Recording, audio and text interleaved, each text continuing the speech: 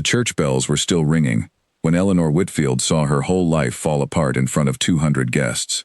She stood at the end of the aisle in her white gown, her hands trembling around a bouquet of white roses, waiting for the doors to open and her fiancé to walk in. Instead, the doors opened to reveal her fiancé, Charles Ashford, walking beside her own sister, Margaret, her hand resting on his arm as if she belonged there. Margaret wore a plain blue dress, not a wedding gown, but the look on her face was not one of an ordinary guest. It was the look of a woman who already knew a secret that no one else in the room had been told. Charles stepped forward first, clearing his throat as the whispers grew louder around the pews. He did not look at Eleanor with guilt. He looked at her with something closer to relief, as though a heavy weight had finally been put down. Eleanor felt her heart drop into her stomach. Something was wrong. Something was terribly wrong, and she could feel it in the way the air in the church had changed, thick and heavy, before a single word was spoken. "Eleanor," Charles said, his voice carrying across the silent church. "I am sorry it has to happen this way, but it is better you learn the truth now, in front of everyone, than to marry a man who does not love you." A gasp rippled through the guests. Eleanor's mother, seated in the front row, pressed a gloved hand to her mouth.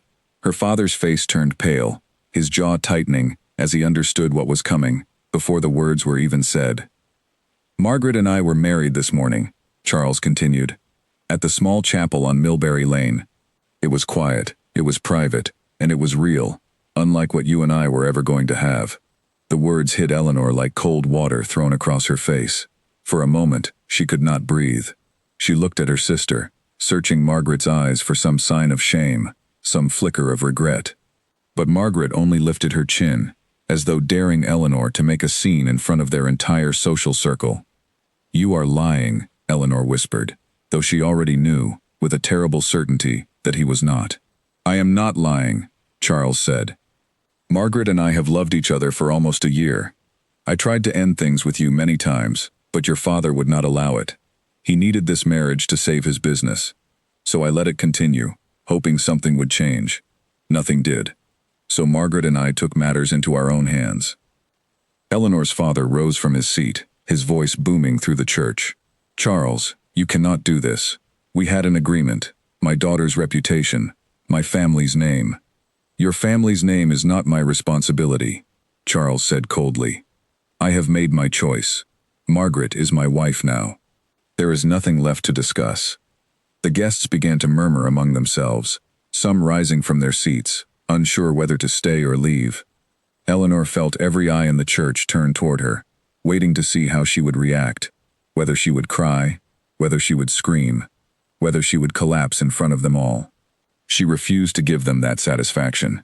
She lifted the hem of her wedding gown, turned on her heel, and walked out of the church, her footsteps echoing against the stone floor as the doors swung shut behind her. Outside, the autumn air was sharp and cold against her skin. She did not know where she was going. She only knew she could not stay inside that church for one more second, could not stand under the weight of so many eyes, so much pity mixed with quiet delight at watching a proud family fall. She walked past the carriages lined up along the street, past the guests who had arrived early and were now gathering outside in confused clusters, whispering behind gloved hands. She walked until the church was far behind her, until she reached the edge of the estate gardens where tall hedges blocked the view of the road. There, hidden from the world, Eleanor finally let herself cry. She sank onto a stone bench beneath a bare oak tree, her white gown pooling around her like snow, and she cried the kind of tears that came from somewhere deeper than heartbreak. It was not only Charles she had lost. It was her sister. It was her trust in her own family, who had known, she was certain now, that something was wrong, and had said nothing to protect her. She did not know how long she sat there before she heard footsteps on the gravel path behind her. She quickly wiped her face, expecting to see a servant sent to bring her back, or worse, her mother coming to scold her for causing a scene. Instead, when she turned, she found herself looking at a man she had never met. He was tall, dressed in a dark coat that fit him with the kind of precision only the wealthiest tailors could manage. His expression was calm, almost unreadable, though his eyes held a sharpness that made Eleanor feel as though he could see straight through her. He did not look shocked or embarrassed to find a bride crying alone in a garden. He looked, if anything, mildly curious. "Forgive me," he said, his voice low and even. "I did not mean to intrude. I was told there was a private path through these gardens, away from the crowd. It seems we had the same idea." Eleanor quickly stood, smoothing the front of her gown, embarrassed to be caught in such a state. "I am sorry. I will leave you the path." "There is no need to apologize," he said, "though I confess, it is not every day I find a bride weeping alone instead of celebrating inside." She let out a short, humorless laugh.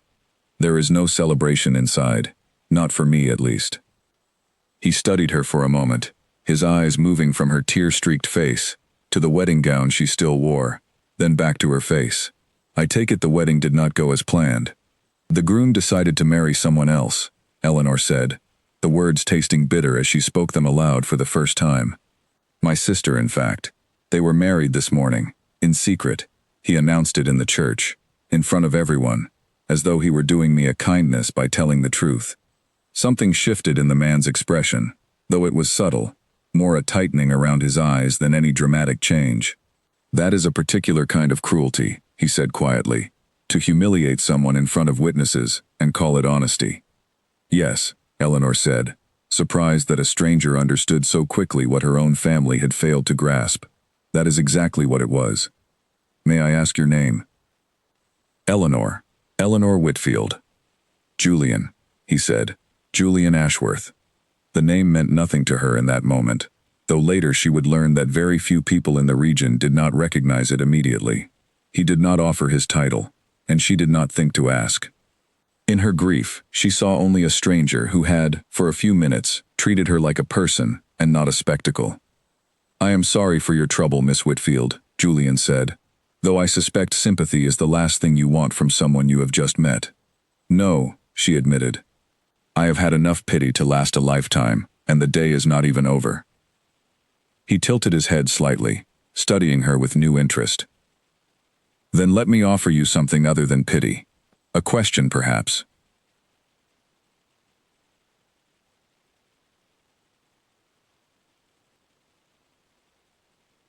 "A question. What will you do now?" Eleanor blinked, caught off guard by the simplicity of it. No one inside the church had asked her that. Her mother would tell her what to do. Her father would decide what was best for the family name. But no one had thought to ask what Eleanor herself might want. "I do not know," she said honestly. "I suppose I will go home, and my mother will tell me to smile through the gossip until it dies down, and in a year, if I am fortunate, some other family will overlook the scandal and offer their son as a replacement groom." "That sounds like a rather bleak future," Julian said.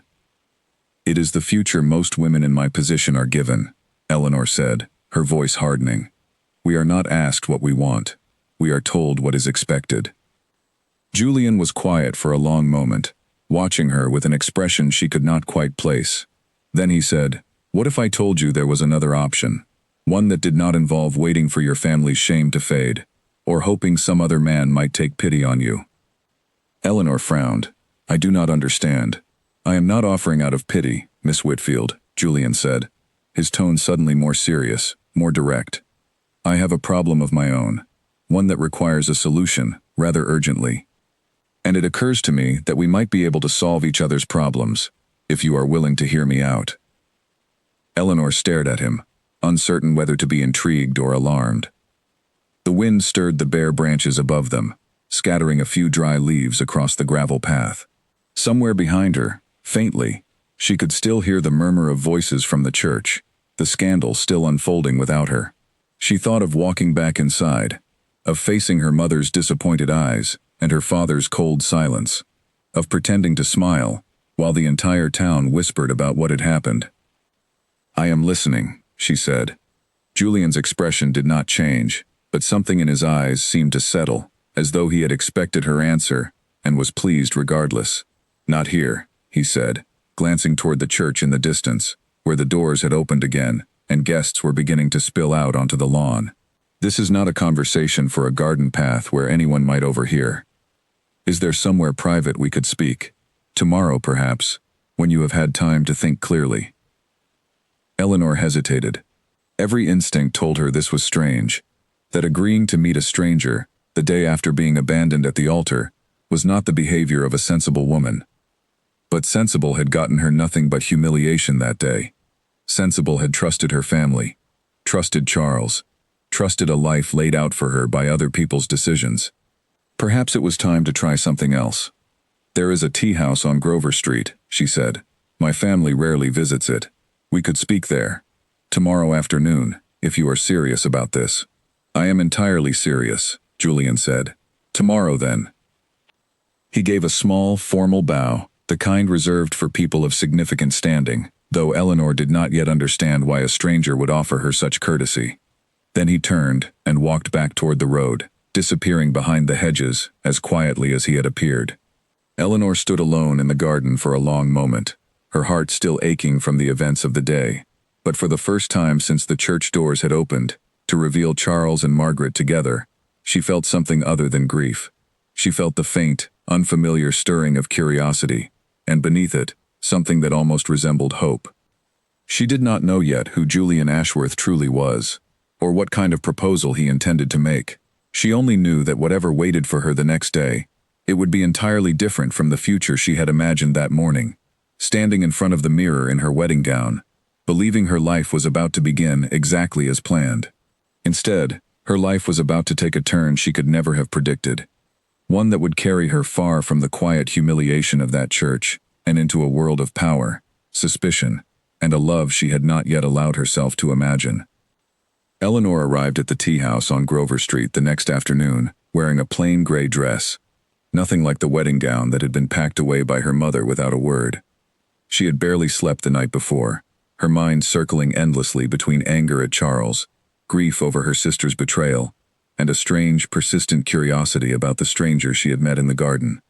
She told herself she was only meeting him out of politeness, that she would hear whatever proposal he had, and then return home, to face the slow, grinding process of rebuilding her reputation.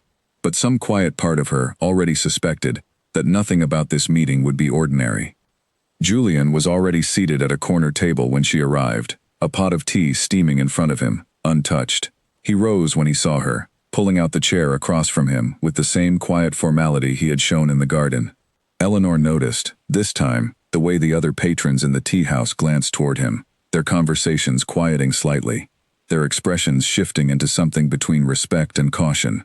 She had not noticed it the day before, too consumed by her own misery to pay attention to anyone else. Now it was impossible to ignore. "You seem to draw attention wherever you go," she said as she sat down. "An unfortunate consequence of my title," Julian said simply. "Your title?" "I am the Duke of Ravensford," he said, watching her reaction carefully.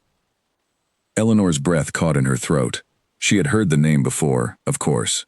Everyone in the region knew of the Duke of Ravensford, a man rumored to be one of the wealthiest and most powerful landowners in the country, known for his cold business dealings and his near-total absence from social events. She had never imagined he would be the same man who found her crying in a garden, or that he would be sitting across from her now, offering her tea as though they were old acquaintances. "I did not realize," she said slowly. "You did not mention it yesterday."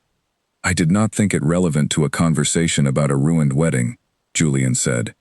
"Though I suppose it is relevant now, given what I intend to propose." Eleanor folded her hands in her lap, steadying herself. "Then perhaps you should explain." Julian poured tea into her cup before beginning, a small courtesy that surprised her, given his reputation for coldness. "My father passed away 8 months ago," he said. "He left behind a will with a particular condition attached to my inheritance. I must be married within 1 year of his death, or the estate, along with the majority of my holdings, passes to my cousin, Edmund Ravensford. And if you do not marry in time, then everything my family has built over 3 generations falls into the hands of a man who has already shown he cares nothing for the tenants, the land, or the responsibilities that come with the title. Edmund sees the estate as a prize to be sold off in pieces. I have spent the last 8 months trying to prevent that outcome." "Surely a man in your position could find a wife easily enough," Eleanor said. "You have wealth, status, and from what I have seen, no shortage of attention wherever you go." "Attention," Yes, Julian said, a trace of dry humor in his voice. But most of the women who seek my attention are interested in my title, not in me. I have no patience for a wife who sees me only as a means to a fortune, who will spend our marriage scheming for more influence, or resenting me for not providing enough affection to satisfy her ambitions. I need a wife who understands the practical nature of an arrangement, who will not pretend to feel something she does not, and who has enough strength of character to manage a household and an estate without losing herself in the process. Eleanor studied him carefully, beginning to understand where this conversation was heading. You are proposing a marriage of convenience. I am, Julian said. To you, specifically. The words hung in the air between them. Eleanor felt her pulse quicken, though whether from shock or something closer to excitement, she could not tell. Why me? You know nothing about me beyond what happened yesterday. I know enough, Julian said. I watched you walk out of that church with your head held high, even after being humiliated in front of 200 people. I watched you refuse to cry where anyone could see you, choosing instead to find privacy, before allowing yourself to grieve. That tells me you have dignity and restraint, qualities I have found are rare among the women in your social circle. I also know that after what happened yesterday, your prospects for another respectable marriage have been significantly damaged, through no fault of your own. Society will not treat you kindly in the coming months. My proposal offers you a solution to that problem as much as it offers me a solution to mine. Eleanor's first instinct was to feel insulted, to hear his words as confirmation that no one would want her now that she had been publicly rejected. But beneath the sting, she recognized the truth in what he said, and more than that, she recognized an opportunity.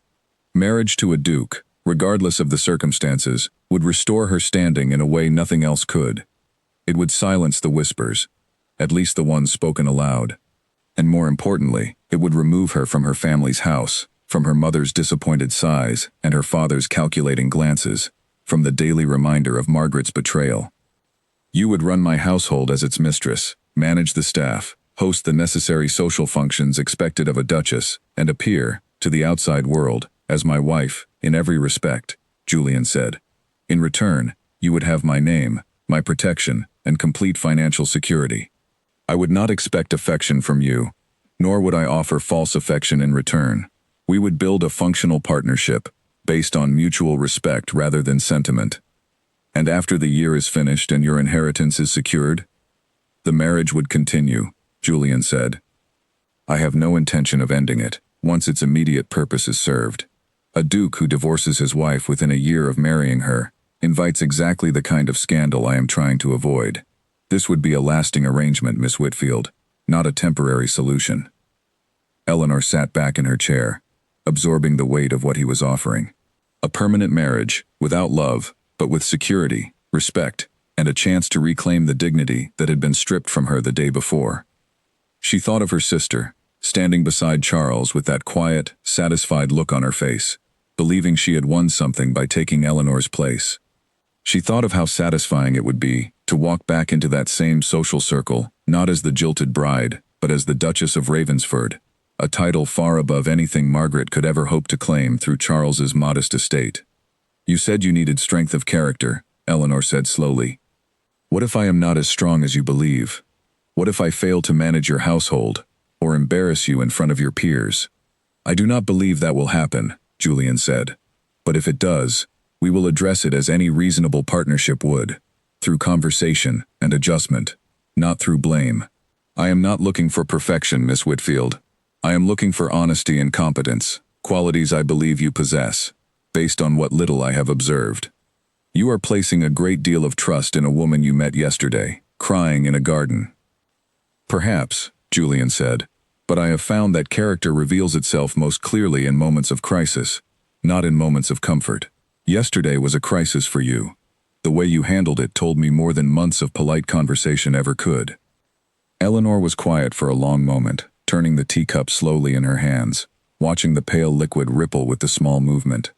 Somewhere outside, she could hear the sound of carriage wheels on the cobblestone street, the distant call of a vendor selling flowers on the corner. Ordinary sounds, for what felt like an entirely extraordinary decision. My parents will object, she said finally.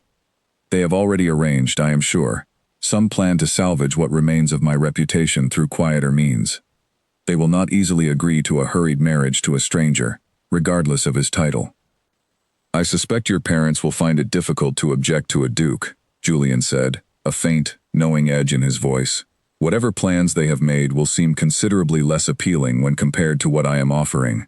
I do not say that to be arrogant, Miss Whitfield. I say it because I have dealt with families like yours before, and I know how quickly practical concerns override personal reservations. Eleanor could not help the small, humorless laugh that escaped her.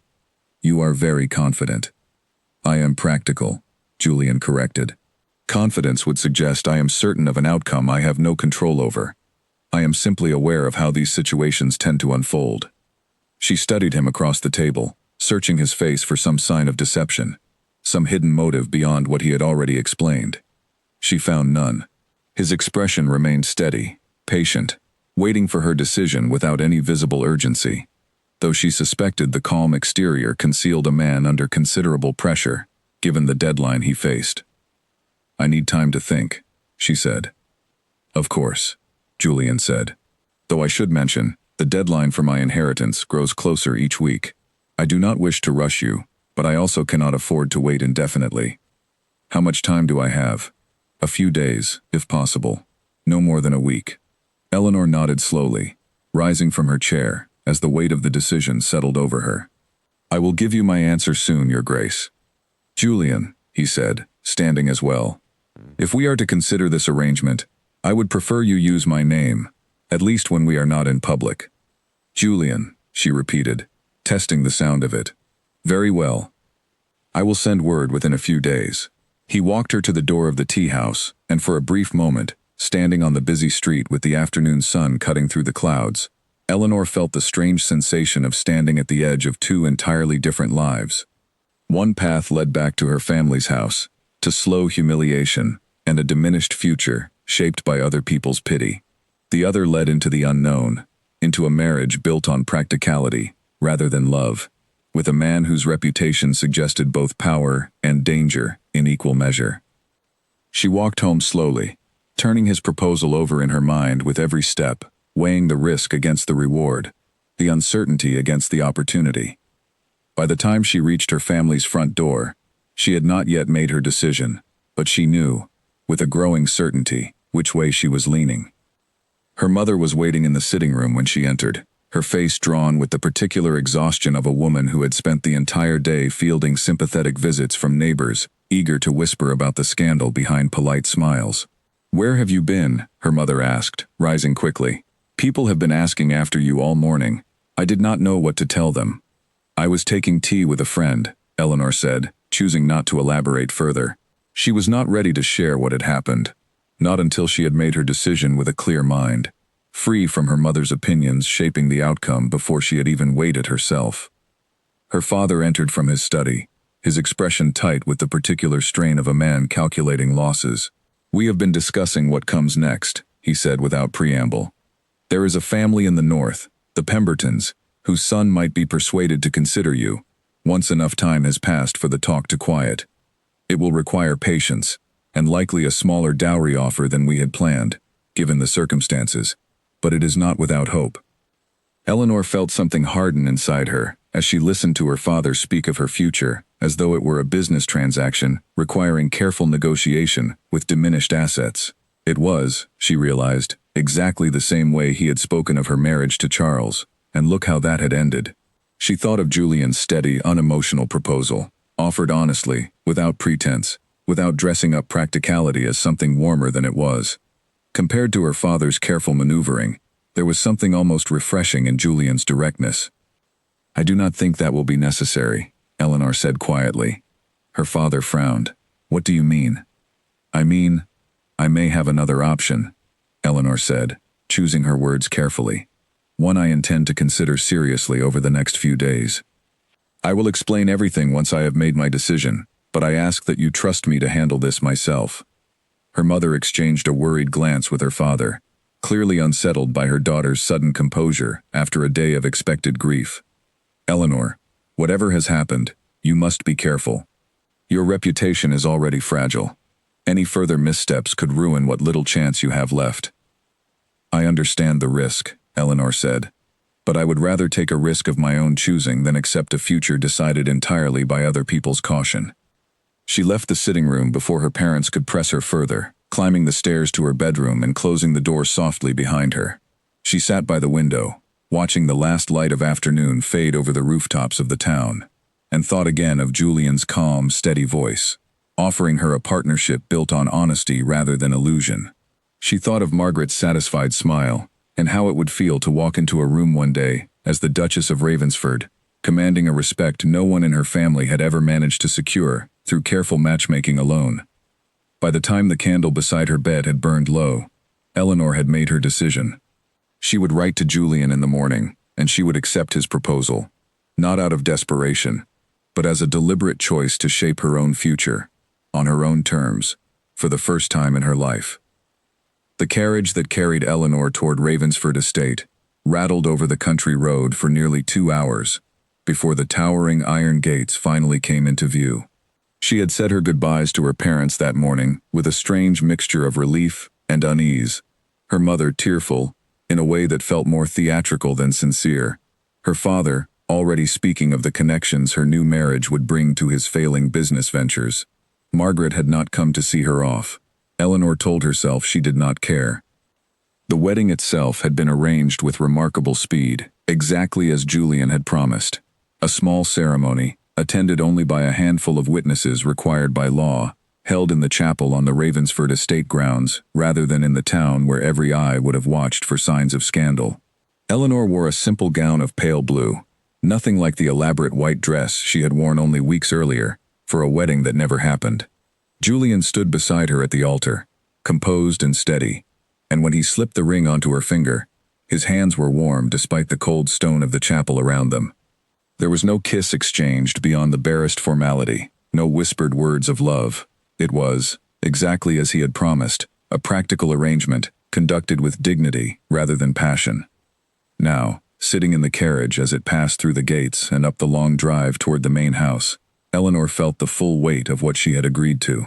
The house itself was enormous, built of gray stone with rows of tall windows catching the afternoon light, surrounded by gardens that stretched further than she could see from the carriage window. It was nothing like her family's modest home, and the scale of it left her feeling suddenly, uncomfortably small. Julian was waiting on the front steps when the carriage came to a stop, and he descended to open the door for her himself, rather than allowing a servant to do it, a small gesture that surprised her. "Welcome to Ravensford," he said, offering his hand to help her down. "It is larger than I expected," Eleanor admitted, staring up at the house's imposing front facade. "It takes some adjustment," Julian said. "I have arranged for the housekeeper, Mrs. Fenwick, to show you through the estate this afternoon, and to introduce you to the staff. I would do it myself, but I have correspondence that cannot wait. Business matters, related to the estate." Eleanor nodded, trying not to feel disappointed by his immediate return to formality now that the ceremony was behind them. She reminded herself that this was precisely what she had agreed to, a marriage built on practicality rather than romance, and she had no right to expect warmth simply because the wedding had concluded. Mrs. Fenwick proved to be a kind, efficient woman in her middle years, with sharp eyes that missed nothing and a gentle manner that put Eleanor at ease almost immediately. She led Eleanor through the house room by room, introducing her to the vast library with its towering shelves, the formal dining hall that could seat 40 guests, the sitting rooms decorated in deep greens and golds, and finally to the private wing that would now be Eleanor's own. The staff, nearly 30 in number, were gathered in the main hall for introductions, and Eleanor felt their eyes assessing her carefully, no doubt wondering what kind of mistress she would prove to be. "They will look to you for guidance in the coming weeks," Mrs. Fenwick said quietly, once the introductions were finished and the staff had dispersed back to their duties. "His Grace has run this household alone since his father passed, and before that, his mother managed things for many years. The staff are eager for someone to bring warmth back into the house, if I may be so bold as to say it." "I will do my best," Eleanor said, though privately, she wondered whether warmth was something she could offer a house that felt, despite its grandeur, curiously cold and empty. Dinner that evening was a quiet affair, just the two of them at a long table, that seemed to emphasize the distance between them, rather than draw them together. Julian asked polite questions about her journey, about her impressions of the house, but the conversation remained formal, careful, the kind exchanged between acquaintances, rather than a married couple. Eleanor found herself studying him across the candlelight, trying to reconcile the composed, controlled man before her with the stranger who had shown unexpected gentleness in the garden weeks earlier. "You seem different tonight," she said finally, unable to hold back her curiosity. Julian looked up from his plate, a flicker of surprise crossing his face. "Different how?" "More guarded," Eleanor said. "When we met, and even at the tea house, you spoke to me plainly, without much concern for formality. Tonight you seem to be holding something back." Julian set down his utensils, considering her words carefully, before responding. "I suppose old habits are difficult to break," he said. "I was raised to keep a certain distance from most people, particularly within the walls of this house. My father believed that familiarity, even with one's own family, invited weakness. It is not an easy habit to unlearn, even when circumstances change." "Your father sounds like a difficult man," Eleanor said carefully. "He was," Julian said, his voice quieter now. "He built this estate into what it is today, through discipline and control, and he expected the same discipline from everyone around him, myself included. My mother died when I was young, and after that, there was very little softness left in this house. I do not say that seeking sympathy. I say it because you asked why I seem different, and I wanted to give you an honest answer, rather than a polite one." Eleanor felt something shift inside her chest, a small crack in the careful distance she had maintained since arriving. "Thank you for telling me," she said. "I know this arrangement was not built on the expectation of shared confidences, but I would rather understand you than remain strangers under the same roof." A faint, almost imperceptible smile touched the corner of Julian's mouth. "That is a reasonable request," he said. "Perhaps, in time, we can manage more than polite distance." The days that followed settled into a quiet rhythm.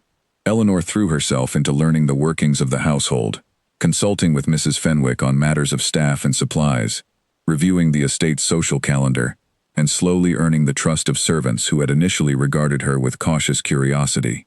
She discovered a genuine talent for the work, a natural ability to balance firmness with fairness, that the staff responded to with growing respect. Within 2 weeks, the house that had felt so cold and unfamiliar on her arrival had begun, in small ways, to feel like something closer to home. Julian, for his part, continued to surprise her in small, unexpected moments.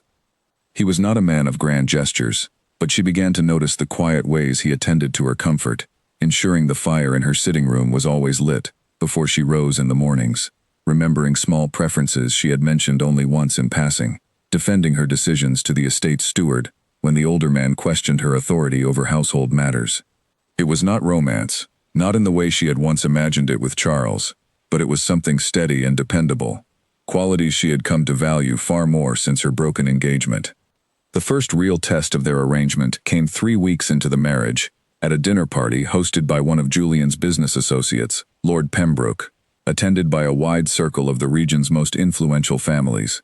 Eleanor had dreaded the evening for days, knowing it would be her first significant appearance in society since the scandal at her aborted wedding, and knowing that many of the guests would have heard some version of what happened, whether accurate or embellished by gossip. She need not have worried about facing the evening alone. The moment they arrived, Julian remained close at her side, introducing her with unmistakable pride as his wife, the Duchess of Ravensford, his manner leaving no room for anyone present to treat her with anything less than full respect. When one particularly bold guest, a woman named Lady Cavendish, attempted to steer the conversation toward pointed questions about Eleanor's previous engagement, Julian intervened smoothly, redirecting the conversation with a calm authority that left the woman visibly flustered and unwilling to press further. "You did not need to do that," Eleanor said quietly later, as they stood near the edge of the ballroom, watching the other guests dance beneath the glittering chandeliers. "I did," Julian said simply. "You are my wife. Anyone who seeks to embarrass you embarrasses me as well, and I will not tolerate that, regardless of the source." Eleanor felt an unfamiliar warmth spread through her chest at his words, something she had not expected to feel within an arrangement built on practicality. She studied his profile in the candlelight, the sharp line of his jaw, the careful watchfulness in his eyes as he scanned the room. Always alert, always protective in his own quiet way. "Thank you," she said softly, "for tonight, and for everything since I arrived. I did not expect kindness, given the terms of our arrangement." "I did not promise kindness," Julian said, glancing down at her with an expression she could not quite read. "But I did promise respect, and to me, the two are not so easily separated." Later that evening, as their carriage rolled back toward Ravensford Estate, beneath a sky scattered with stars, Eleanor found herself stealing glances at Julian in the dim light, wondering, not for the first time, whether the boundaries of their arrangement were beginning to shift into something neither of them had anticipated. She said nothing, unwilling to disturb the fragile, comfortable silence between them, but the question lingered in her mind long after they had returned home and retired to their separate quarters for the night. It was not until several days later that Eleanor learned the true source of her sister's growing interest in her new life, an interest that would soon prove far more complicated and far more dangerous than simple curiosity about a sister's unexpected rise in status. A letter arrived on a gray morning, delivered by a young messenger who waited nervously in the front hall while Eleanor broke the seal and read the familiar, looping handwriting inside. It was from Margaret, the first contact between the sisters since the disastrous wedding weeks earlier. The letter was carefully worded, full of soft apologies and expressions of longing for reconciliation, but underneath the gentle phrasing, Eleanor could sense something else, a current of curiosity about her new circumstances that felt less like genuine remorse and more like careful positioning. Margaret wrote of missing their old closeness as sisters, of regretting how things had unfolded, though she stopped short of any real apology for the deception itself. She mentioned, almost as an afterthought near the end of the letter, that she and Charles had been having a difficult time settling into their new life together, that his family's estate was smaller than expected, and that money had become a source of quiet tension between them. She closed by asking whether Eleanor might be willing to meet, perhaps for tea, so they could begin repairing the bond between them. Eleanor read the letter twice, sitting alone in her private sitting room, with the morning light slanting through the tall windows. Part of her, the part that still remembered childhood afternoons, spent playing together in their family's garden before ambition and vanity had come between them, wanted desperately to believe Margaret's words were sincere. But another part of her, sharpened by the betrayal she had endured, recognized the careful construction of the letter, the way it mentioned financial strain so casually, so precisely positioned to catch Eleanor's attention now that she was married to one of the wealthiest men in the region. She brought the letter to Julian that evening, uncertain whether to seek his advice or simply share the burden of the decision with someone she trusted. He read it slowly, his expression unreadable, before setting it down on the table between them. "What do you intend to do?" he asked. "I do not know," Eleanor admitted. "Part of me wants to see her, to try to salvage something of our relationship, however damaged it has become. But another part of me suspects this letter has less to do with sisterly affection, and more to do with my new position." "I cannot make that decision for you," Julian said carefully, "but I would encourage caution. People who have shown they are capable of betrayal once are rarely incapable of it a second time, particularly when circumstances make it convenient for them to do so. You think she is only interested in what I can offer her now?" "I think it is possible," Julian said. "I do not know your sister well enough to say with certainty, but the timing of this letter, so soon after news of our marriage would have spread through the region, gives me reason for caution." Eleanor sat quietly for a long moment, turning the letter over in her hands. She thought of Margaret's face on the day of the wedding, the quiet satisfaction in her eyes as she stood beside Charles, so certain she had won something valuable. She thought of the years before that, of shared secrets and quiet loyalty, of a bond that had once felt unbreakable, before ambition had corroded it from within. "I will see her," Eleanor said finally. "Not because I believe her intentions are entirely pure, but because I would rather understand what she wants than spend months wondering and imagining the worst. If she is only seeking something from our new circumstances, I would prefer to know it plainly, rather than be surprised by it later." Julian nodded slowly, though his expression remained cautious. "Then I will not stand in your way. But I would ask that you tell me what is discussed, whatever the outcome. If your sister intends to use this connection for her own benefit, I would prefer to understand the situation clearly, so that we might address it together rather than separately. You do not need to involve yourself in my family's troubles, Eleanor said, though she found herself grateful for the offer regardless. Your family's troubles have already touched this house once, on the day we met, Julian said. I do not think it unreasonable to remain attentive to how they might touch it again. The meeting was arranged for the following week, at the same tea house on Grover Street, where Eleanor and Julian had first discussed the terms of their marriage. Eleanor arrived early, choosing a table near the window where she could watch the street outside, her nerves surprising her despite the calm composure she had cultivated over the preceding weeks at Ravensford Estate. Margaret arrived precisely on time, dressed more finely than Eleanor remembered from before the wedding, though something in her expression seemed tired, strained, in a way that suggested the difficulties she had mentioned in her letter were not entirely fabricated. The sisters exchanged careful greetings, neither quite certain how to bridge the distance that had grown between them, before settling into a conversation that began, at least, with genuine warmth. They spoke of small things at first, memories from childhood, questions about their parents, careful avoidance of the wedding itself, and everything that had followed. But as the conversation continued, Eleanor began to notice the same careful positioning she had sensed in the letter, small comments about the cost of maintaining a household, gentle inquiries about the size and grandeur of Ravensford Estate, questions about whether Julian's business dealings extended into ventures that might benefit a struggling family connection. Eleanor answered carefully, offering little beyond polite generalities, watching her sister's expression shift subtly with each deflection, disappointment flickering briefly, before being smoothed over with practiced grace. By the time they parted ways outside the tea house, Eleanor understood with painful clarity that Julian's caution had been well-founded. Margaret's desire for reconciliation, however genuine some small part of it might have been, was inseparable from her hope that Eleanor's new fortune might somehow flow back toward her own struggling household. Eleanor returned to Ravensford Estate that evening, carrying a heavier heart than she had expected, mourning not the loss of a relationship that had already been broken, but the confirmation that it could not easily be repaired. She found Julian waiting in the library, and as she recounted the details of the meeting, she watched his expression harden slightly, though he said nothing beyond quiet reassurance that she had handled the situation with grace. Neither of them yet realized how significant that afternoon would become in the months ahead, nor how Margaret's quiet desperation, mixed with old resentment, would soon place both Eleanor's marriage and Julian's inheritance in far greater danger than either of them could have imagined on that ordinary evening in the library, with the fire crackling softly and the last light of day fading beyond the tall windows. Charles Ashford had not expected marriage to Margaret to feel so different from what he had imagined during the months of secret meetings that led to their hurried wedding.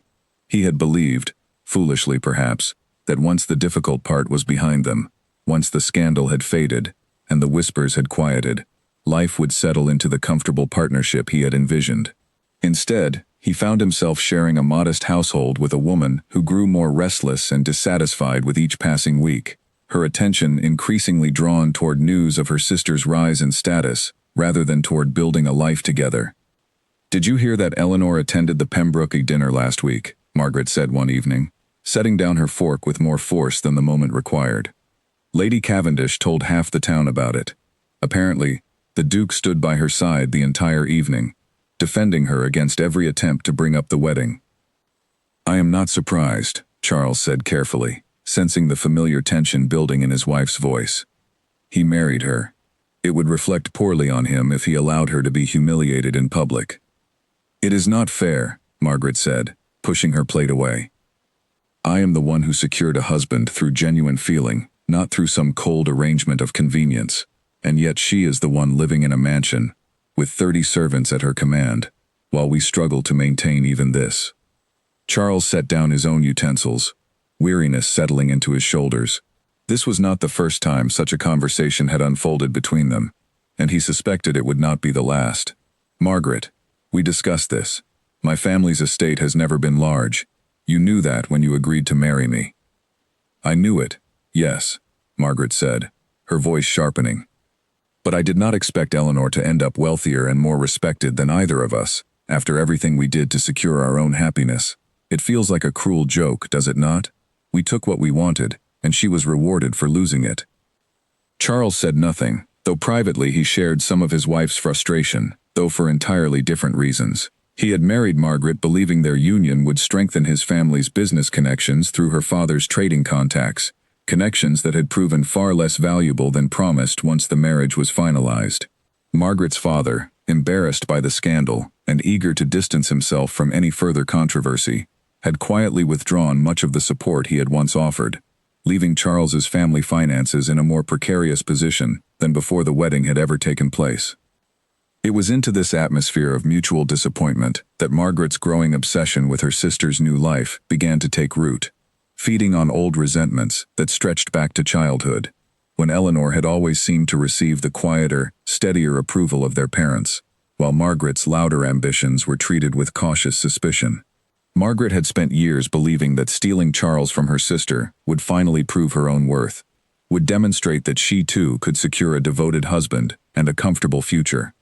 Instead, she found herself trapped in a modest household with a husband growing increasingly distant, watching from a distance as Eleanor ascended to a position of wealth and respect that dwarfed anything Margaret had imagined for herself. The tea-house meeting with Eleanor had done nothing to ease this growing bitterness. If anything, it had sharpened it, confirming for Margaret exactly how vast the gap between their circumstances had become. She had returned home that evening in a foul mood, snapping at the household staff and retreating to her room without explanation, leaving Charles to wonder, not for the first time, whether he had made a catastrophic error in choosing ambition over stability. It was several weeks later, at a social gathering hosted by a mutual acquaintance of both families, that Margaret first encountered Edmund Ravensford, Julian's cousin, and the man who stood to inherit the Ravensford estate should Julian fail to meet the conditions of his father's will. Edmund was a striking figure, tall and confident, with an easy charm that concealed a calculating mind beneath its polished surface. He had heard, through the careful network of gossip that flowed through the region's social circles, that Julian's marriage to Eleanor had been arranged with unusual speed, and he had begun quietly investigating the circumstances, searching for any weakness he might exploit to challenge the marriage's legitimacy. Margaret's bitterness proved to be exactly the opening Edmund had been searching for. He approached her carefully during the gathering, offering sympathetic conversation about the difficulties of watching a sister rise so suddenly in status, gradually steering the discussion toward questions about the circumstances surrounding Eleanor's marriage to Julian. "It must have happened rather quickly," Edmund observed, his tone carefully casual, as they stood near the refreshment table, away from the main crowd of guests. "I understand your sister's wedding to your husband occurred only weeks before her marriage to my cousin was announced." "Barely a month," Margaret said, not thinking carefully about why a stranger might find such details interesting.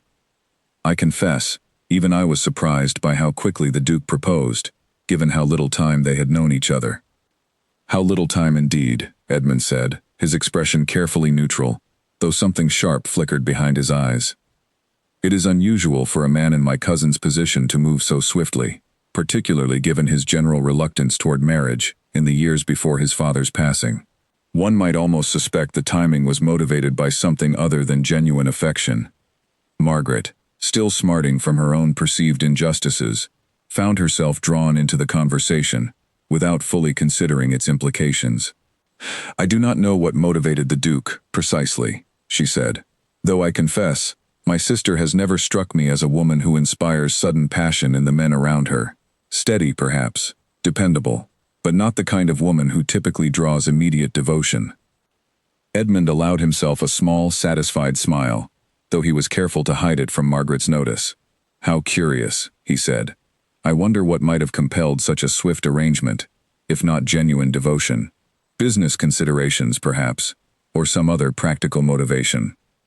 "I have wondered the same thing myself," Margaret admitted, her voice lowering slightly, as though sharing a confidence between two people who understood each other's frustrations, "though I have no proof of anything beyond suspicion." "Suspicion is often the beginning of understanding," Edmund said smoothly. "If you should learn anything further about the circumstances of their marriage, anything at all, I would be very interested to hear it. I have my own reasons for wishing to understand my cousin's affairs more clearly, reasons I would rather not discuss in a crowded room such as this." Margaret studied him carefully, beginning to sense that this conversation carried more weight than casual social gossip. What reasons might those be?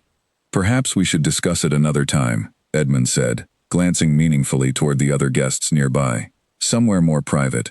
I believe you and I may share certain interests, Mrs. Ashford. Interests that could prove mutually beneficial, should circumstances allow. Margaret felt a flicker of cautious excitement at his words, sensing an opportunity to address her own grievances against a sister who had somehow emerged victorious from a betrayal Margaret herself had orchestrated. She did not yet fully understand what Edmund intended, nor how deeply his ambitions might endanger her sister's marriage and reputation. But the seed of collaboration had been planted, watered by resentment, and a desperate hope that she might yet find a way to close the widening gap between her own circumstances and Eleanor's. They arranged to meet the following week, at a quiet establishment, away from the prying eyes of their usual social circles. Margaret told herself, as she prepared for the meeting, that she was simply satisfying her own curiosity, that no real harm could come from a private conversation. But some deeper part of her, the part still wounded by years of feeling overlooked in favor of her steadier, more composed sister, recognized the truth of what she was doing. She was preparing to betray Eleanor a second time, not through the theft of a fiancé this time, but through something potentially far more damaging, the quiet unraveling of a marriage that had, against all expectation, given Eleanor a life more secure and more respected than anything Margaret had managed to build for herself. Charles noticed his wife's improved mood in the days following the gathering, her renewed energy and sharper focus, a welcome change from the listless dissatisfaction that had settled over their household in recent weeks.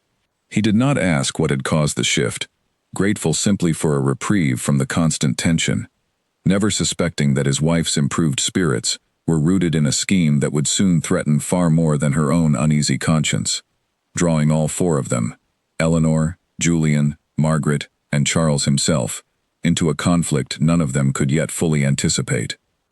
At Ravensford Estate, life continued at its steady, comfortable pace, unaware of the quiet scheming taking shape in the drawing rooms of the town. Eleanor had settled fully into her role as mistress of the household, her confidence growing with each passing week, her bond with Julian deepening in small, unspoken ways that neither of them had yet found the words to acknowledge openly. They had begun taking evening walks together through the estate gardens, a habit that had started as a simple courtesy and grown into something both of them quietly looked forward to, a rare hour of the day when formality gave way to easy conversation. It was during one such walk, beneath the bare branches of the same gardens where Julian had once found her weeping, that Eleanor mentioned a strange feeling that had settled over her in recent days, a sense of being watched or discussed, though she could point to nothing specific to justify the unease. It is likely nothing more than the lingering effects of the scandal, Julian said, though his tone carried a note of caution he did not fully explain. Gossip has a long memory in circles such as ours. Perhaps, Eleanor said, though she remained unconvinced. Though it feels different from ordinary gossip. More deliberate, somehow. Julian was quiet for a moment, considering his next words carefully. I have not wanted to alarm you unnecessarily, he said finally, but you should know that my cousin, Edmund, has taken a keen interest in the details of our marriage since the announcement. He has made inquiries among my associates, questions about the timing of our courtship, the speed of our engagement. I have no proof of any specific intention on his part, but given what stands to be lost or gained, depending on the legitimacy of our union, I would not put it past him to search for any weakness he might exploit. Eleanor's steps slowed, a chill settling over her that had nothing to do with the evening air. Do you believe he could challenge the marriage itself? I believe he will try, if he finds sufficient reason to do so, Julian said. The terms of my father's will require that the marriage be genuine, not merely a legal formality entered into for the sake of the inheritance. If Edmund can convince the courts, or simply enough influential people, that our union lacks sincerity, he could delay or even overturn my claim to the estate. And is it sincere? Eleanor asked quietly, the question slipping out before she could reconsider it. Or does it remain, even now, exactly the arrangement we agreed to that afternoon in the tea house? Julian stopped walking, turning to face her fully beneath the bare branches, the last light of evening, casting long shadows across the garden path. I confess, Eleanor, that my feelings toward you have changed considerably since that afternoon. I did not anticipate it, and I have been uncertain how to express it without disrupting the careful balance we have built together. But I no longer think of this marriage as merely an arrangement of convenience. Eleanor's heart quickened at his words, a warmth spreading through her chest that she had not expected to feel. Not after everything that had happened. Not within a marriage she had entered for purely practical reasons. I have felt something similar, she admitted softly, though I have been equally uncertain how to say it aloud. Julian reached out, gently taking her hand in his, a small gesture that carried more weight than any grand declaration might have.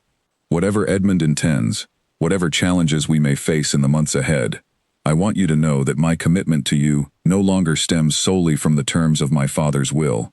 It comes from something far more personal, something I did not expect to find when I proposed this arrangement, but which I have come to value more than I anticipated.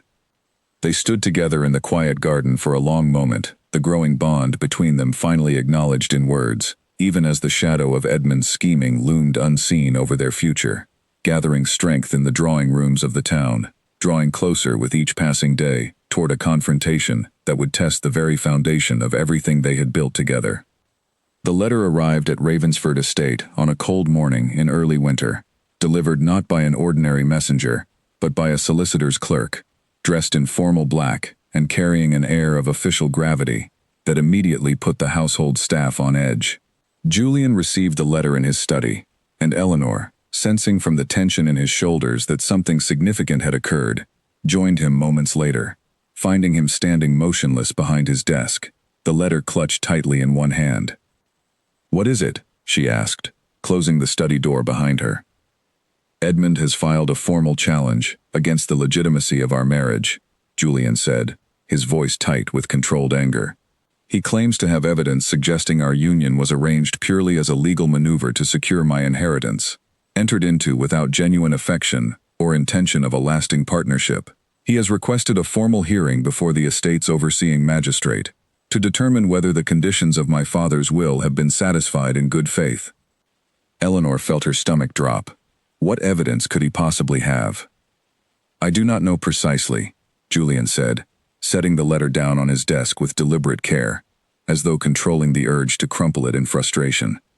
"But, given the speed of our courtship and marriage, and given certain conversations I understand he has had with people close to us, I suspect he has gathered enough circumstantial detail to construct a convincing narrative, even without any concrete proof of deception." "People close to us," Eleanor repeated slowly, a cold suspicion beginning to form in her mind. "Julian, do you think Margaret might be involved?" Julian's expression hardened. "I did not want to raise the possibility myself, given the pain it would cause you. But given what you told me about her interest in our finances during your meeting weeks ago, and given Edmund's evident awareness of the timeline of our courtship, it seems a reasonable concern." Eleanor sank into the chair across from Julian's desk, her mind racing through the implications of what he was suggesting.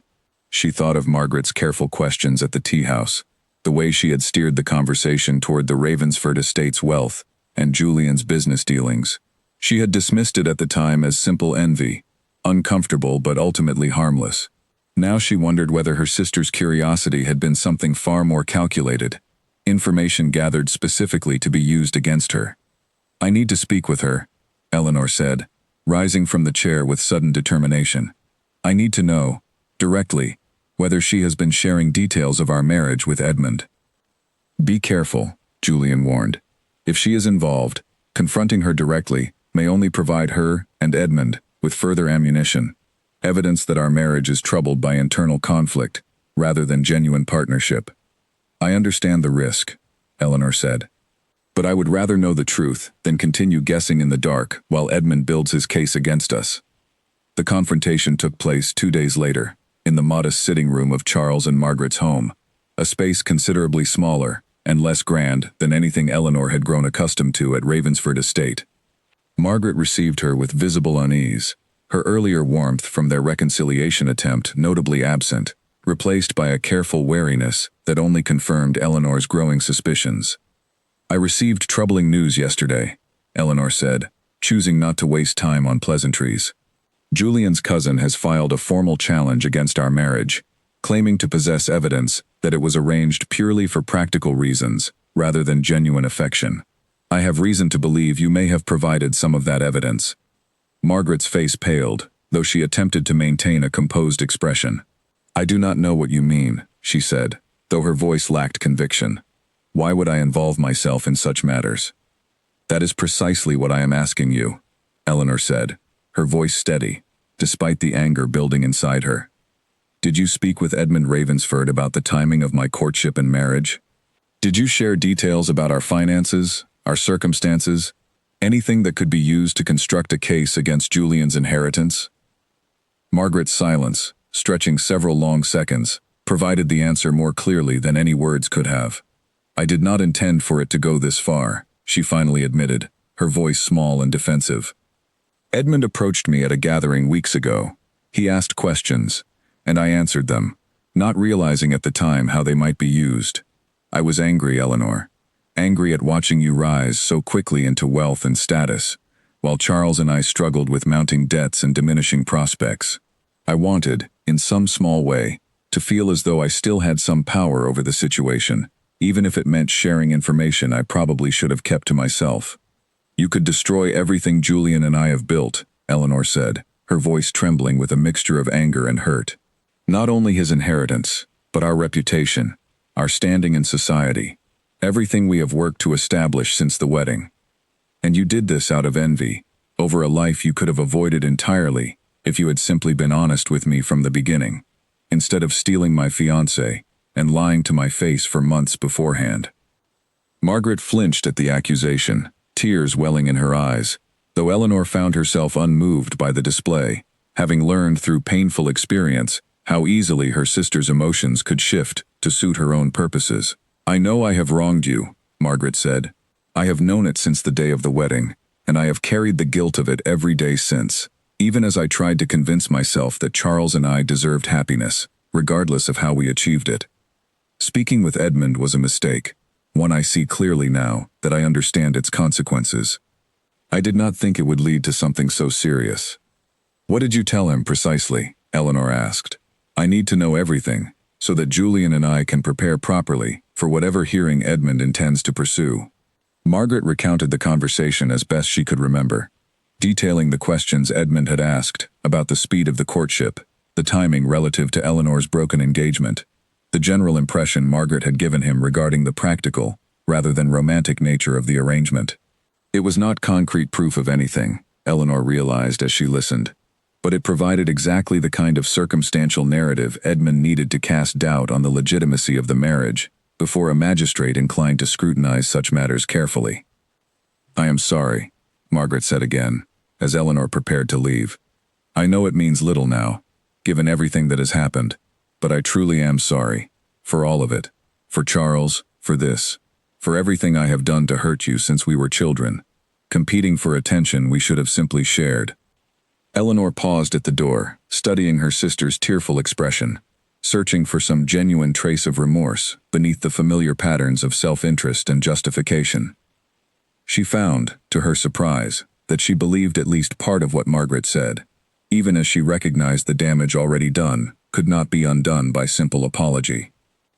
I hope, for your own sake, that you find a way to build a life you are proud of, Eleanor said finally. But I cannot forgive what has happened between us. Not fully, not yet. Perhaps in time. For now, I need to focus on protecting what Julian and I have built, and repairing whatever damage your conversation with Edmund has caused.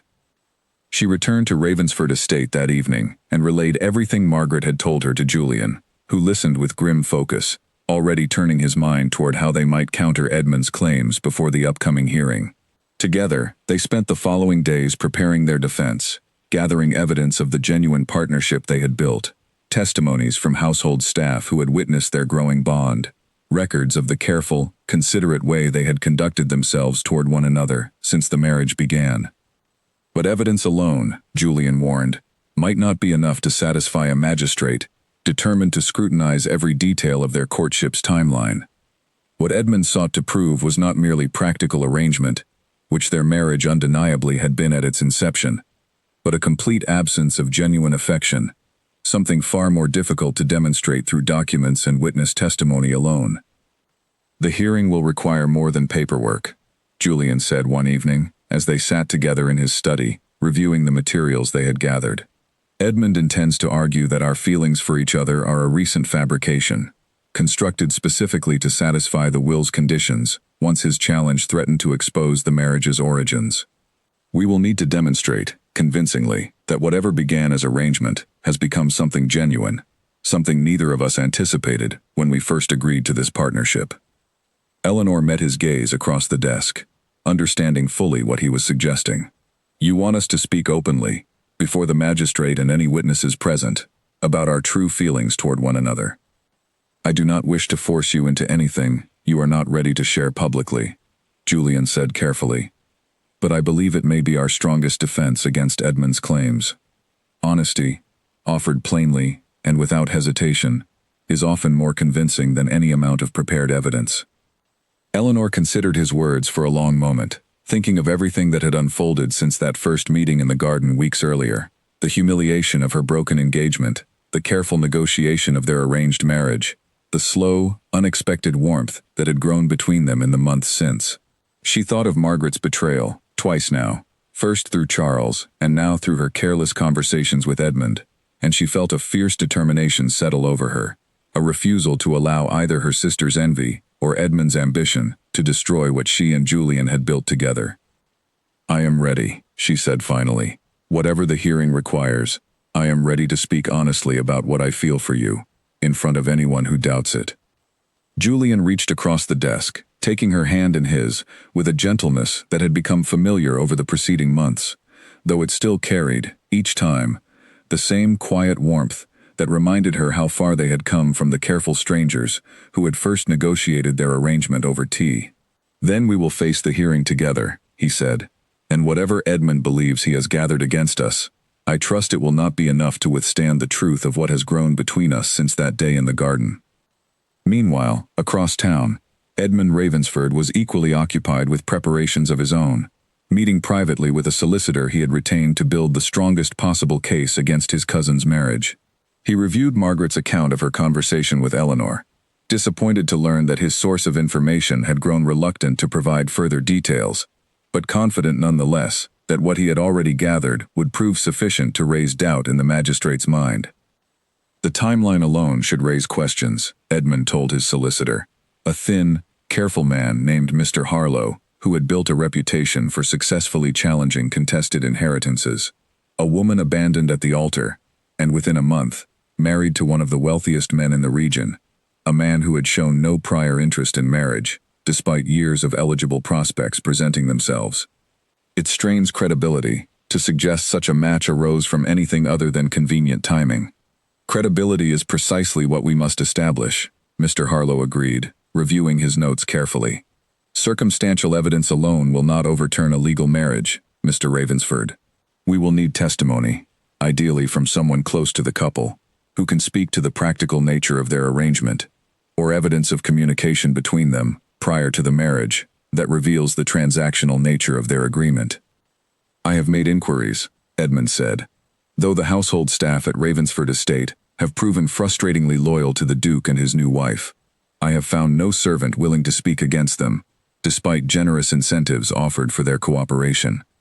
Loyalty among household staff is not uncommon, particularly when a mistress has proven fair and reasonable in her management of the household," Mr. Harlow observed. "It may work against us in this instance. Perhaps we should focus instead on establishing a pattern of behavior, questioning why the Duke, a man known throughout the region for his caution and deliberation in all business matters, would abandon such careful habits when it came to selecting a wife, unless practical urgency, rather than genuine affection, drove the decision." Edmund nodded slowly, turning the strategy over in his mind. "There is also the matter of the inheritance deadline itself," he said. "My uncle's will specifically requires marriage within 1 year of his passing. Julian's wedding occurred with barely 2 months remaining before that deadline would have expired. Surely a magistrate would find it reasonable to question whether such timing was coincidental or calculated." "An excellent point," Mr. Harlow said, making a careful note. "We shall build our argument around the confluence of circumstances, the broken engagement, the approaching deadline, the unusual speed of the courtship. Even without direct proof of deception, a sufficiently compelling narrative may raise enough doubt to delay the transfer of inheritance, pending further investigation. That delay alone could prove valuable, Mr. Ravensford, regardless of the hearing's ultimate outcome. Edmund allowed himself a satisfied smile at this assessment. He did not necessarily need to win the hearing outright to benefit from the challenge. Even a delay in confirming Julian's inheritance would create uncertainty, complications that might weaken his cousin's position, and provide Edmund with additional leverage in future negotiations, whether through legal channels or through more informal pressure applied to Julian's business associates and creditors. Back at Ravensford Estate, Julian and Eleanor continued their preparations with equal determination, though their strategy differed considerably from Edmund's calculated approach. Rather than constructing an elaborate narrative, they focused on gathering genuine testimony from those who had witnessed the growth of their relationship firsthand.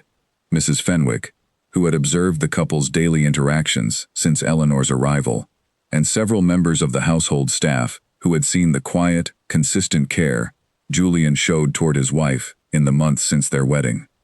"The magistrate will want more than testimony from servants loyal to our household," Julian said one evening, reviewing their preparations with a critical eye. "We will need to speak plainly ourselves, without hesitation, about what has grown between us. Whatever discomfort that causes, it remains our strongest evidence against Edmund's claims." Eleanor nodded, though a flicker of nervousness passed through her at the thought of declaring her feelings so openly, before a room full of strangers and a skeptical magistrate determined to find fault in their story. "I have never been comfortable with public displays of emotion," she admitted. "My family always valued composure over honesty, particularly regarding matters of the heart."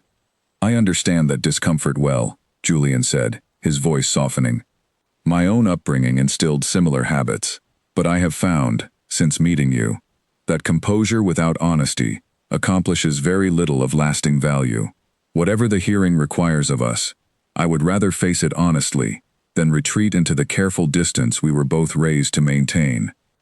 Eleanor reached across the small distance between their chairs, taking his hand in a gesture that had become increasingly natural over recent weeks. "Then we will face it together," she said, echoing his earlier words with quiet resolve.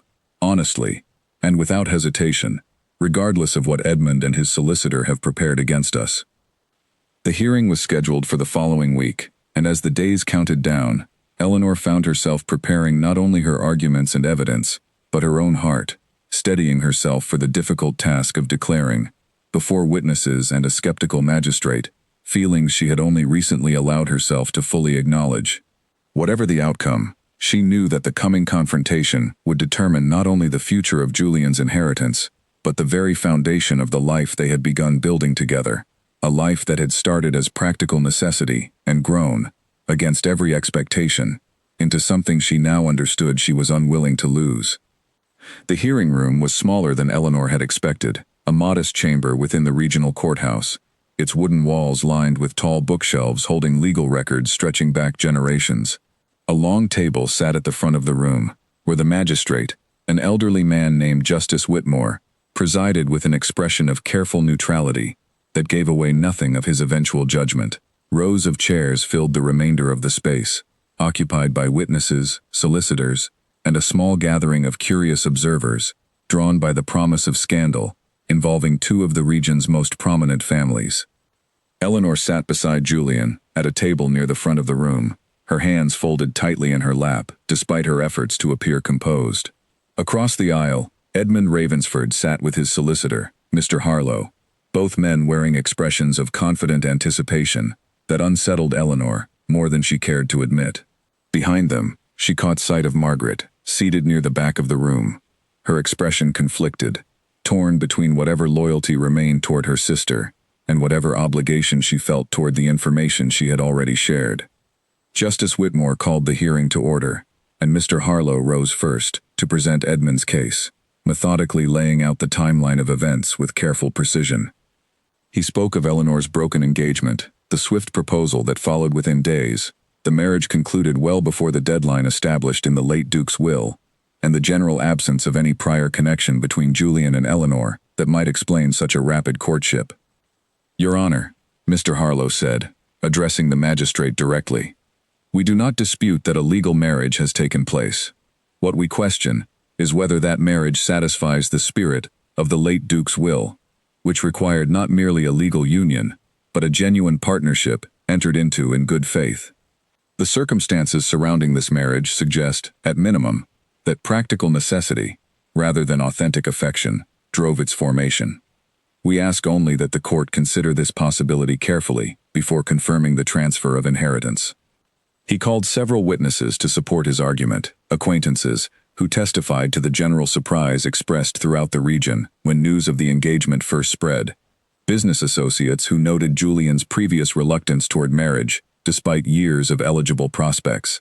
None of the testimony provided direct proof of deception, but collectively, it painted a picture of unusual haste that Mr. Harlow clearly hoped would prove sufficient to raise doubt in the magistrate's mind. When it came time for Julian and Eleanor to present their own case, Julian rose first, his composed demeanor giving no indication of the pressure he surely felt with his entire inheritance hanging in the balance. He spoke plainly of the circumstances that had brought them together, not shying away from the practical origins of their arrangement, acknowledging openly that his father's will had created urgency around his need to marry. "I will not pretend, Your Honor, that practical considerations played no role in the timing of my proposal," Julian said, his voice carrying clearly through the quiet chamber. "I met Eleanor Whitfield on the day of her own wedding's collapse, and I recognized, in her composure amid humiliation, qualities I believed would make her a capable and respected partner in managing my household and estate. I proposed to her honestly, explaining my circumstances without pretense, and she accepted with equal honesty, understanding the practical nature of what I offered." A murmur passed through the observers at this admission, and Eleanor felt her heart tighten, uncertain how such candor would be received by a magistrate tasked with determining the genuineness of their union. But Julian continued, his voice growing steadier, more personal, as he moved beyond the practical origins toward what had grown since. "What began as practical arrangement, however, has become something far more meaningful to me than I anticipated when I first proposed this marriage," Julian said. "In the months since our wedding, I have come to know Eleanor not merely as a capable partner in managing my household, but as a woman of remarkable strength, patience, and integrity. I have watched her earn the genuine respect of my staff, defend herself with dignity against those who sought to embarrass her, and extend compassion even toward a sister who betrayed her trust so deeply. I did not expect to fall in love with my own wife, Your Honor, but I have, and I would ask the court to consider that genuine affection can grow from practical beginnings, just as easily as it can from more conventional courtships." Eleanor felt tears gathering in her eyes as she listened to him speak, moved not only by the sincerity of his words but by the courage it took to declare something so private before a room full of strangers. When Justice Whitmore turned to her, inviting her own testimony, she rose on unsteady legs, gathering her composure before beginning. "Your Honor, I will not deny that I agreed to this marriage under difficult circumstances," Eleanor said. "I had been humiliated publicly by a fiancé who chose to marry my own sister, and I saw in Julian's proposal an opportunity to reclaim some measure of dignity and security that had been stripped from me. I entered this marriage with clear eyes, understanding it as a practical partnership rather than a romantic union. But I have found, in the months since our wedding, that Julian's steady kindness, his respect for my judgment, and his consistent protection of my dignity have earned something from me I did not expect to feel again after my previous betrayal. I love my husband, Your Honor, not because circumstances required it, but because he has proven himself, day after day, to be a man worthy of genuine affection." The chamber remained quiet for a long moment after her words, the weight of their honesty settling over the room. Justice Whitmore studied both of them carefully before turning his attention back to Edmund's table. "Mr. Ravensford," the magistrate said, addressing Edmund directly, "your case rests entirely on circumstantial timing, without any concrete evidence of deception or bad faith on the part of the Duke or his wife. Both parties have testified honestly regarding the practical origins of their union, and equally honestly regarding the genuine affection that has developed since. I find no basis in law or in the specific language of the late Duke's will to suggest that a marriage beginning from practical necessity cannot satisfy its requirements, provided genuine partnership and mutual respect have followed. Edmund's expression tightened, his confidence visibly faltering as the magistrate continued. Furthermore, Justice Whitmore said, I would remind this court that the late Duke's will required a genuine marriage entered into in good faith, not a marriage born from unblemished romantic circumstance from its very first moment. Many marriages throughout history have begun from practical necessity and grown into genuine partnership. I see no reason to hold the Duke and Duchess of Ravensford to a stricter standard than that applied to countless other legitimate unions. He paused, glancing once more between the two tables before delivering his final judgment. This challenge is dismissed. The Duke's inheritance shall be confirmed in full accordance with his late father's will, effective immediately. I would further caution Mr. Ravensford against pursuing further challenges without more substantial evidence than mere speculation regarding timing and circumstance. A wave of relief washed over Eleanor as the magistrate's words settled into the room, and she felt Julian's hand find hers beneath the table, his grip firm and grateful. Behind them, she could hear Edmund's sharp intake of breath, his careful composure finally cracking under the weight of his failed challenge. Mr. Harlow leaned toward him, murmuring something Eleanor could not hear, though Edmund's expression remained thunderous as he gathered his papers and rose to leave the chamber without another word. As the hearing dispersed and observers began filing out of the courthouse, Eleanor caught sight of Margaret near the entrance, hesitating, as though uncertain whether to approach. Eleanor excused herself from Julian's side and crossed the room, meeting her sister's uncertain gaze. I am glad the hearing resolved in your favor, Margaret said quietly, her voice carrying genuine relief despite the awkwardness between them. I know I bear some responsibility for how close this came to a different outcome. I have thought a great deal since our last conversation about the harm I have caused you, not only through Charles, but through my careless words to Edmund. I appreciate you saying that, Eleanor said, and found, to her own surprise, that she meant it. I do not know if our relationship can return to what it once was, Margaret. Too much has happened. Too much trust has been broken. But I do not wish to carry this bitterness forward indefinitely.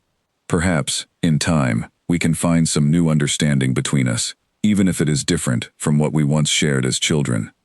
Margaret's eyes filled with tears, and for a moment, Eleanor saw genuine remorse beneath her sister's carefully maintained composure. I would like that, Margaret said softly, whatever shape it takes.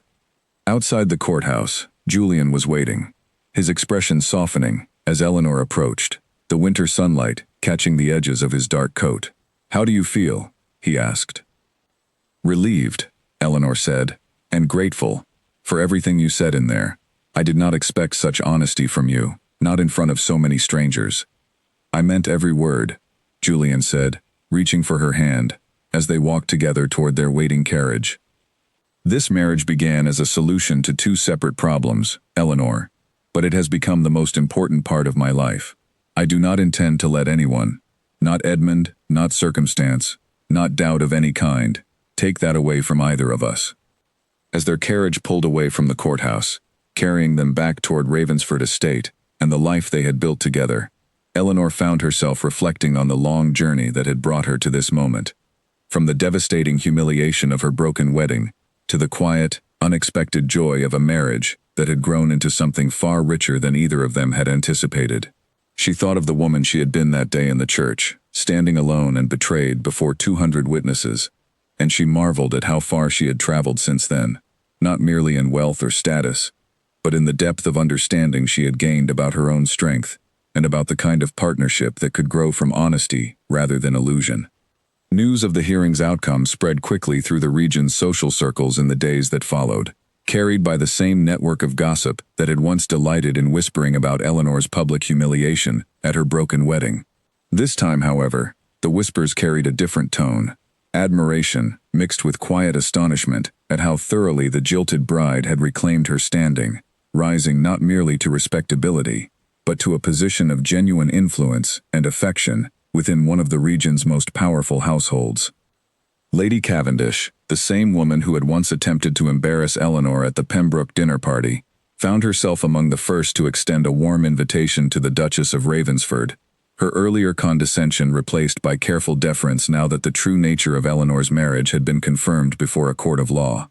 Eleanor accepted the invitation with gracious composure, neither seeking to punish those who had once doubted her, nor forgetting entirely the coldness she had endured in the aftermath of her broken engagement. Edmund Ravensford, humiliated by the public failure of his challenge, withdrew from the region's social circles for several months, his reputation tarnished by the perception that he had attempted to manipulate the courts for personal gain at his own cousin's expense. Julian, though he might have pursued further consequences against Edmund for the trouble he had caused, chose instead a quieter path, offering his cousin a modest annual allowance in exchange for a formal agreement never to contest the inheritance again. It was not generosity born of affection, Julian explained to Eleanor one evening, but a practical decision to close the matter permanently, removing any lingering uncertainty that might otherwise shadow their future together. Charles, for his part, found his own circumstances growing increasingly strained in the months following the hearing. His family's business connections, already weakened by the scandal of his hurried marriage to Margaret, suffered further when word spread of his wife's role in Edmund's failed scheme against the Ravensford inheritance. Margaret's father, embarrassed once again by his daughter's involvement in a public controversy, withdrew what little support remained, leaving Charles and Margaret to navigate their marriage, with far fewer resources than either had anticipated when they first chose ambition over loyalty. Despite these difficulties, Margaret made a genuine effort in the months that followed to rebuild some measure of trust with her sister, small gestures of consideration that Eleanor received with cautious but growing warmth.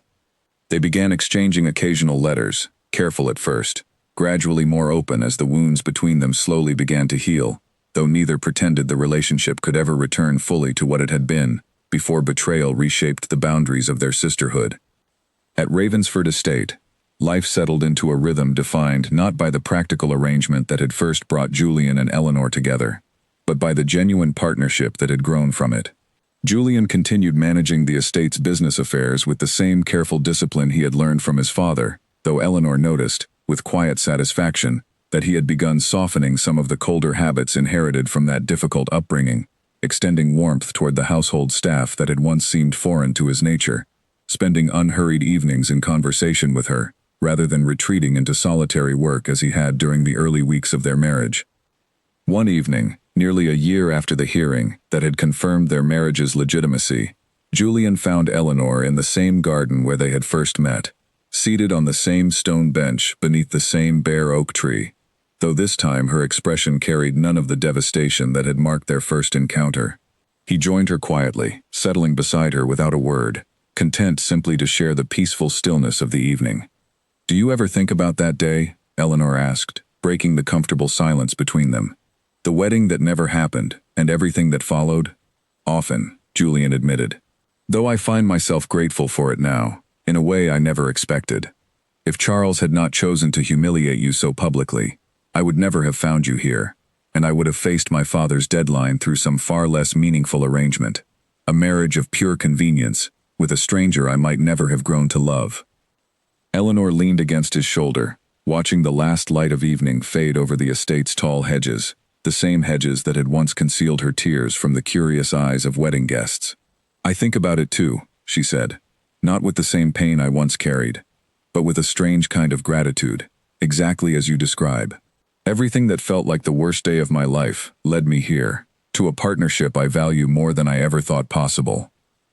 Julian turned to look at her, his expression carrying the same steady warmth that had first drawn her attention on that difficult afternoon months earlier. "I am grateful for you, Eleanor," he said simply.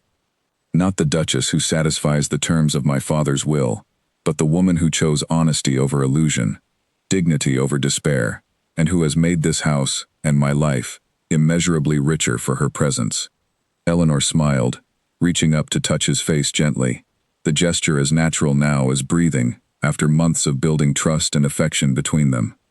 "And I am grateful for the stranger who found me crying in this very garden, and offered me something far more valuable than pity," she said, "a chance to build a life on my own terms, with a partner who valued my strength, rather than seeking to diminish it."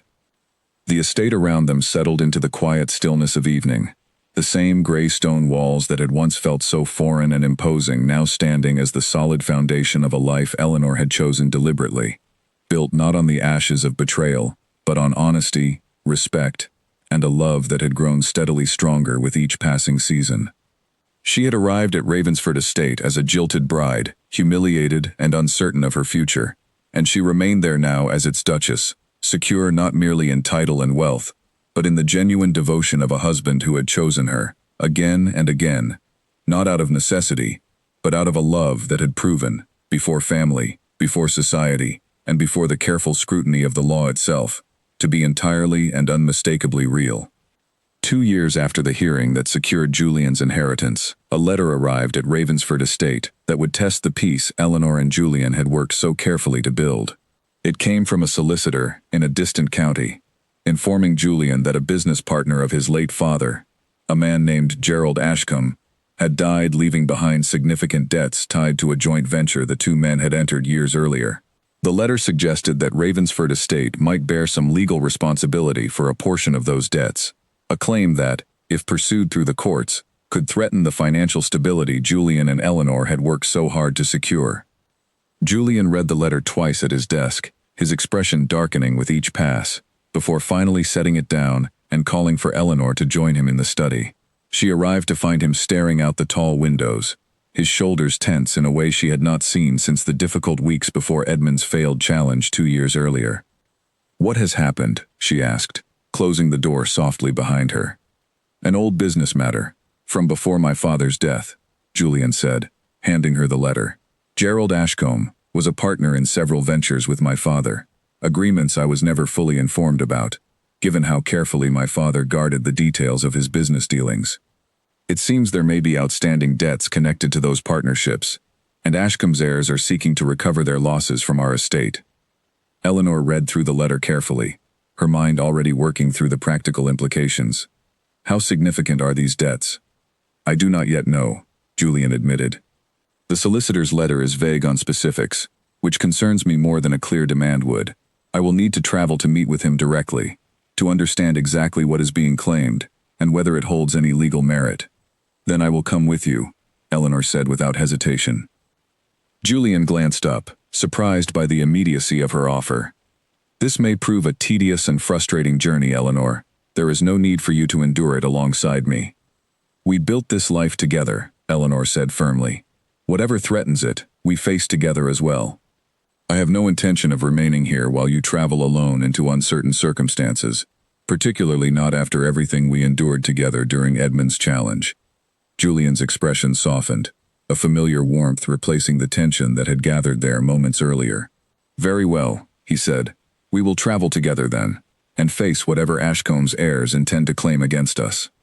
The journey took nearly a week, carrying them through unfamiliar countryside toward the distant county, where Ashcombe's solicitor maintained his offices. Eleanor found herself grateful for the time spent together in the carriage, long hours of quiet conversation that reminded her of the early months of their marriage, when they had first begun discovering the depth of connection that lay beneath their practical arrangement. Upon arrival, they discovered the situation to be considerably more complicated than the initial letter had suggested.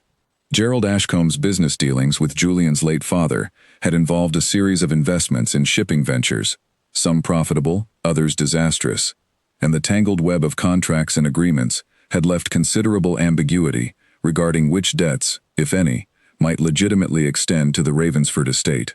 Ashcombe's eldest son, a sharp-eyed man named Frederick, met with Julian and Eleanor personally, presenting documents that he claimed proved the estate's liability. Julian reviewed the papers with careful scrutiny, his years of managing the estate's own complex affairs proving invaluable, as he identified inconsistencies in the claimed debts, discrepancies between the amounts stated and the actual records of the original agreements. Eleanor, seated beside him, offered her own observations, having grown considerably more knowledgeable about financial matters during her years managing the household's affairs alongside him. "These figures do not align with what would have been recorded in my father's private ledgers," Julian said, pointing to a particular section of the documents. "I would need to review those ledgers directly before accepting any claim of this magnitude. I do not say this to accuse you of dishonesty, Mr. Ashcombe, but simply to ensure that whatever resolution we reach is grounded in accurate records rather than estimation." Frederick Ashcombe's confident expression faltered slightly, under Julian's calm but persistent questioning. "The records from that period are admittedly incomplete," he admitted. My father was not always meticulous in his documentation, particularly during the final years of his business dealings, when his health had begun to decline.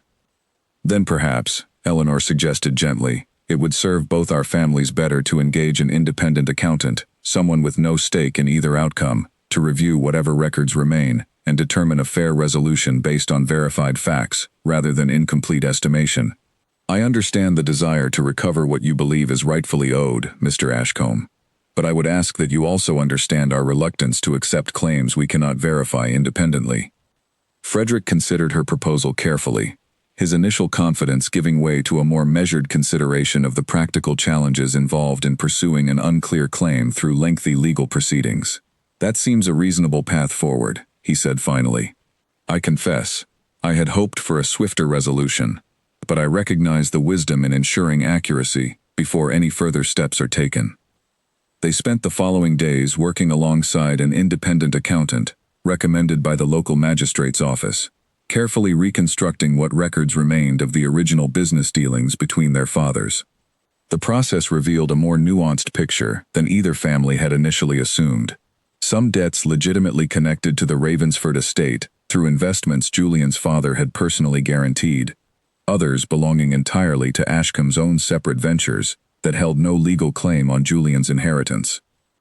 In the end, Julian agreed to settle a modest portion of the debts, those clearly tied to his father's direct involvement, while Frederick Ashcombe accepted that the larger claims his solicitor had initially pursued held no legitimate basis under careful scrutiny. The resolution, reached through patient negotiation rather than costly legal battle, satisfied both families and avoided the kind of prolonged conflict that might have shadowed Julian and Eleanor's peace for months or years to come.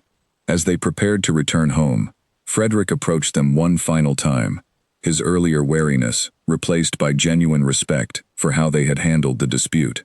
I must admit, Your Grace, he said, addressing Julian directly, I expected considerably more resistance when I first sent that letter. Many men in your position would have refused any negotiation at all, relying instead on solicitors to delay and obstruct until the claim simply faded away through exhaustion and expense. I have found that honest resolution, however inconvenient in the short term, tends to prevent far greater difficulties down the road, Julian replied. My wife deserves credit for that perspective, as much as I do.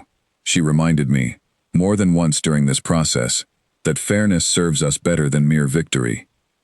Eleanor felt a warm flush of pride at his words, grateful for the partnership they had built, one where her judgment was valued as thoroughly as his own, where decisions of consequence were made together, rather than imposed by one party upon the other.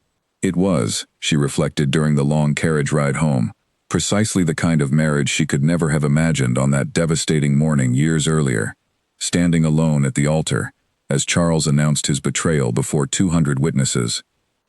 The carriage arrived back at Ravensford Estate on a clear evening in early spring, the gardens beginning to show the first signs of new growth after the long winter months. Mrs. Fenwick greeted them warmly at the entrance, relieved to see them return safely from their extended journey, and the household staff, now thoroughly accustomed to Eleanor's steady management, welcomed them back with the easy familiarity of a household that had grown genuinely comfortable under her care.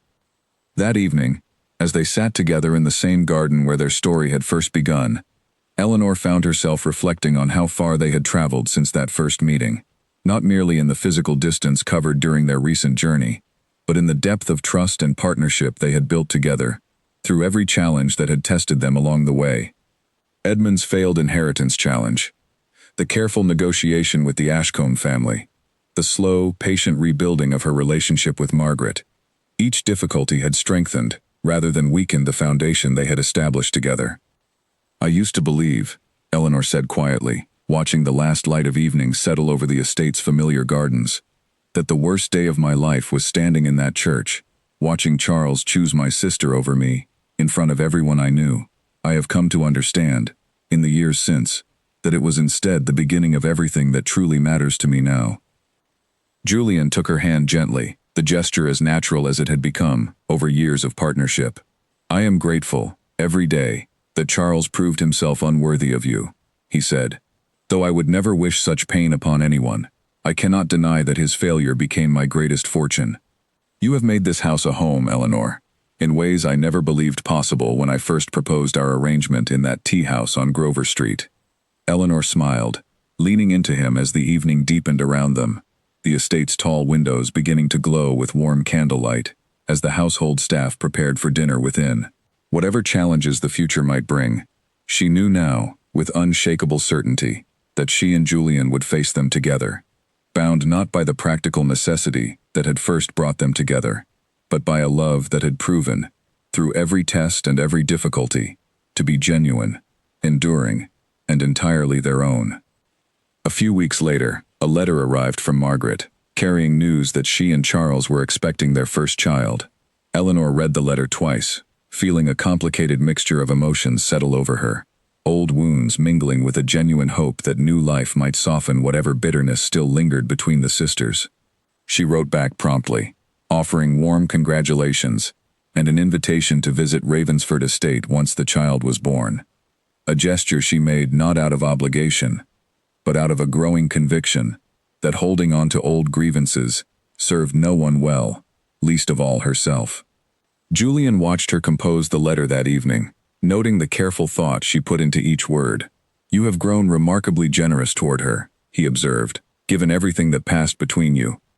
"I have grown, I think, simply because I have been given the space to heal," Eleanor replied, sealing the letter with quiet satisfaction. "This house, and you, gave me that space when I needed it most. It seems only right to extend some measure of that same grace toward my sister, even after everything that happened between us." Spring gave way to summer at Ravensford Estate, and life continued in its steady, contented rhythm, each season bringing new small joys and challenges that Julian and Eleanor faced together, with the same honesty and partnership that had carried them through every difficulty since that first fateful meeting in the garden. The jilted bride who had once wept alone beneath the bare oak tree had become, in every sense that mattered, exactly the Duchess Julian had hoped to find, not through calculation or convenience, but through a love neither of them had expected, yet both had come, in time, to cherish above everything else they possessed.